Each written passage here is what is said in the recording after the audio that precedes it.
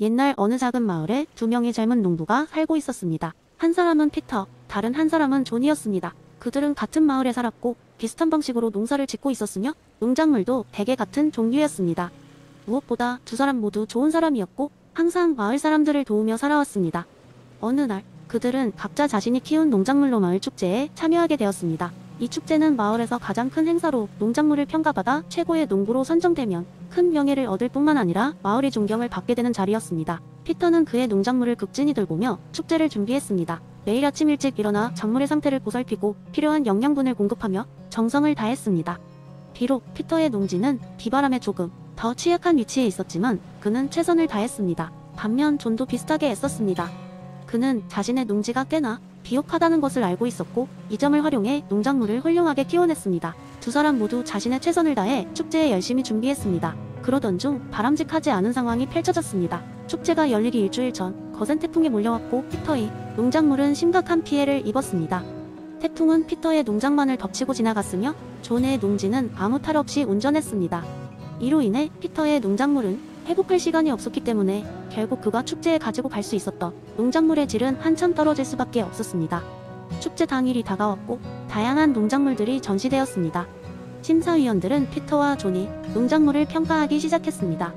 피터는 자신의 농작물이 심사위원들의 칭찬을 받기는 어려울 것이라 생각하면서도 애써 활짝 웃으며 참가했습니다. 반면 존의 농작물은 신선한 상태로 뿐만 아니라 매우 뛰어난 질을 자랑했습니다. 결국 축제의 심사 결과 존이 최고의 농부로 선정되었고 피터는 안타깝게도 아무런 상도 받지 못했습니다. 축제가 끝난 후 마을 사람들은 피터에게 동정과 위로를 건넸습니다. 한편 존은 최고의 농부로서의 명예를 얻었지만 마음 한구석에 미안함이 자리 잡았습니다. 그는 피터도 자신과 똑같이 최선을 다했으며 단지 악천후라는 예측 불가능한 운의 장난 때문에 이런 결과가 초래되었음을 잘 알고 있었습니다. 피터와 존은 그날 저녁 마을 주점에서 다시 만났습니다. 둘은 몇 잔의 술을 기울이며 이야기를 나누기 시작했습니다. 피터는 웃으며 말했습니다. 너의 농작물은 정말 대단했어. 존, 이번엔 운이 좋지 않았던 것뿐이지. 존은 피터의 말을 듣고 고개를 끄덕이며 대답했습니다. 언젠가는 너의 농작물이 최고의 자리에 오를 것을 믿어. 이번 축제는 우리의 열정과 노력 그 자체로 이미 의미 있는 결과를 만든 거야. 버나드 윌리엄스의 도덕적 몽개념을 바탕으로 한다면 피터의 도로는 그의 도덕적 책임과는 전혀 관련이 없으며 두 농부 모두 그들이 통제할 수 없는 외부 이요인들에 영향받았음을 명심해야 합니다. 운은 우리의 노력과 도덕성을 손쉽게 희롱할 수 있지만 결국 중요한 것은 각자의 최선을 다한다는 것입니다. 그리고 그것이야말로 피터와 존이 서로에게 말하고 싶었던 진정한 메시지였던 것입니다. 두 번째 이야기 한 번은 지구 어딘가에 작은 마을이 있었어요. 이 마을은 아름다운 자연경관과 평화로운 분위기로 유명했지만 마을 사람들은 종종 사소한 일로 큰 걱정을 하곤 했습니다. 특히 마을 광장 한복판에 있는 커다란 나무에 대해 걱정이 많았습니다. 이 나무는 매년 아주 특별한 시기에 예쁜 꽃을 피우는데 문제는 그 꽃이 언제 피어날지 아무도 예측할 수 없다는 점이었죠. 마을 사람들은 매일 아침 나무 아래에 모여서 그의 꽃이 언제 필지 논의하기 시작했습니다. 그들은 정확히 어떤 날 꽃이 필지를 알아내기 위해 별자리를 관측하거나 비 내린 날과 화창한 날의 기록을 따지기도 했습니다. 하지만 나무는 그들의 예측을 비웃기라도 하듯 전혀 다른 날에 꽃을 피우곤 했어요. 이러한 분위기 속에서 철학 공부를 한 젊은이가 마을에 들르게 되었습니다. 그의 이름은 에픽테투스였습니다. 그는 마을 사람들의 걱정을 듣고는 웃으며 말했습니다. 친구들이여, 왜 그렇게 꽃이 피는 시간을 알아내려고 애쓰는 겁니까? 우리가 통제할 수 없는 것을 알아내기 위해 이렇게 애쓸 필요가 있나요? 마을 사람들은 어리둥절한 표정으로 그를 바라보았습니다. 그러자 에픽테투스는 다시 말했습니다. 우리가 통제할 수 없는 것은 걱정할 필요가 없습니다. 그저 흐름에 몸을 맡기고 꽃이 필 때의 아름다움을 즐기면 되는 일이라는 걸 깨달아야 합니다. 하지만 마을 사람들은 여전히 의문을 가졌습니다. 그때 에픽테투스는 그들에게 작은 게임을 제안했습니다. 다음 꽃이 필 때 나무 주변에 모여서 각자의 이야기나 노래, 시를 준비해보세요. 꽃이 필 때의 순간에 몰두해보고 그 순간에 집중해봅시다. 이런 방식으로 여러분은 꽃의 개화 시기가 아닌 그 순간의 아름다움에 집중하게 될 겁니다. 시간이가 흐르고 드디어 그 해의 어느 날 꽃이 피었습니다. 마을 사람들은 에픽테토스의 제안대로 나무 주변에 모여 자신들의 이야기를 나누었습니다. 누군가는 오래전 기억을 떠올리며 눈물을 흘렸고 누군가는 농담을 던지며 모두의 웃음을 자아냈습니다. 그 순간 사람들은 비로소 깨달았습니다. 통제할 수 없는 시간에 에너지를 쏟기보다는 그들이 진정 통제할 수 있는 자신들의 생각과 반응에 집중함으로써 더 큰 행복을 찾을 수 있다는 것을 말이죠. 그 후로 마을 사람들은 나무가 꽃을 피울 시기를 더 이상 걱정하지 않았습니다. 대신 나무 아래에 모여 서로에게 귀 기울이고 순간의 아름다움을 즐기는 법을 터득했습니다. 에픽테토스가 떠난 후에도 그의 가르침은 마을 사람들 마음속에 오래도록 남아 그들을 지켜주었습니다. 이는 그들이 서로를 더 이해하고 사랑하게 만든 하나의 작은 기적이었습니다. 결국 그 나무는 단순한 나무가 아닌 마을의 화합과 지혜를 상징하는 커다란 상징으로 남게 되었습니다. 이 이야기는 많은 사람들에게 전해졌고 에픽테투스가 남긴 지혜는 세대를 넘어 많은 사람들에게 영감을 주었습니다. 세 번째 이야기, 옛날 옛적 고대 그리스의 한 작은 마을에 디오니소스라는 젊은 철학자가 있었습니다. 그는 에피쿠로스의 철학에 깊이 매료되어 인생의 목표를 찾고자 했습니다. 디오니소스는 어린 시절부터 쾌락과 고통, 행복과 슬픔의 본질에 대해 끊임없이 궁금해하며 성장했습니다.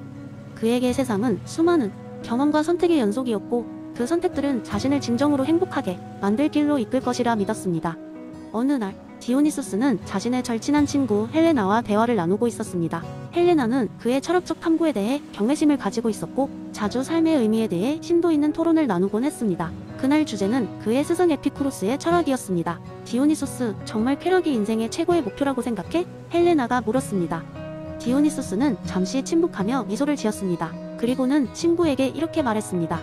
헬레나, 에피쿠로스가 말한 쾌락은 우리가 흔히 생각하는 단순한 즐거움이 아니야. 그것은 고통의 부재, 그리고 마음의 평온을 말해. 그렇다면 육체적 쾌락보다는 정신적 안녕이 더 중요하다는 건가? 헬레나는 조금 의아해하며 다시 물었습니다. 디오니소스는 고개를 끄덕이며 설명했습니다. 맞아, 육체적 쾌락은 순간적이고 일시적일 수 있어. 그에 비해 정신적 안녕은 오랫동안 지속될 수 있는 행복의 근원이지. 이를테면 친구들과 함께하는 따뜻한 저녁 식사나 아늑한 책 한 권을 읽으며 보내는 시간들이 바로 그러한 정신적 쾌락이야. 헬레나는 고개를 끄덕이고는 자신의 이야기를 풀어놓았습니다. 며칠 전에 우리 마을 축제가 있었잖아. 그때 가장 빠르고 화려한 놀이기구에 계속 타다 보니 기뻤지만 시간이 지나고 나서는 피곤하고 공허함을 느꼈어. 하지만 친구들과 손을 잡고 밤하늘의 별을 보며 이야기를 나눴던 시간이 더 기억에 남더라고. 디오니소스는 웃으며 말했습니다. 바로 그거야.